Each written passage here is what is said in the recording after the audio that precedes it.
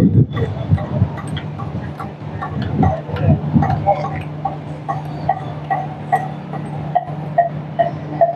ఆంధ్రప్రదేశ్ రాష్ట్ర మాజీ ఆర్థిక శాఖ మాత్యులు బుగ్గన రాజేంద్రనాథ్ రెడ్డి అన్నయ్య ప్రత్యేక చొరవతో డోన్ నియోజకవర్గంలోని బేదంచెర్ల నగర పరిధిలోని కర్నూలు రోడ్డు నందు వరద ప్రభావిత ప్రాంతాలు ఎక్కువగా ఉన్న అయ్యల చెరువు మరియు వినాయక ఘాట్ వద్ద బ్రిడ్జీలు నిర్మించడంతో పాటు హెచ్కొట్టాల వరకు 4 రస్తల రహదారిని నిర్మించడం కూడా బేదంచెర్ల నగరంలో ట్రాఫిక్ సమస్యలు తీరిపోవడంతో పాటు నగర అభివృద్ధి కూడా 3 పూలు 6 కాయలుగా వర్ధిల్లింది.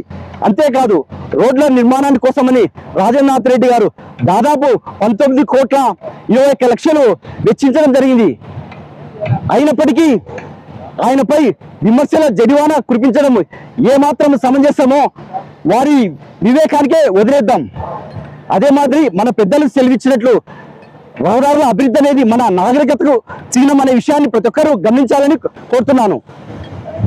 అదే మాదిరి అంతగా మన రాజన్న గారు అభివృద్ధికి నాగరికతకు పాటు పడినప్పటికీ బుగ్గన వారి శిలా ఫలకాలను ధ్వంసం చేయడం అనేది ఒక అనాగరిక చర్యకు కిందకు వస్తుందని, అంతేమాది ఇది ఒక మంచి సంస్కృతి కాదని కూడా నేను తెలియజేస్తున్నాను. కాబట్టి ఈ అనాగరిక చర్యను బేదంచెర్ల పట్టణ ప్రజలందరూ కూడా ఖండించవలసిందిగా తెలియజేస్తున్నాను. సమర్థుడు గొప్ప సుపరిపాలన దక్షకుడైన రాజన్న నాయకత్వం వర్ధిల్లాలి. జై హింద్.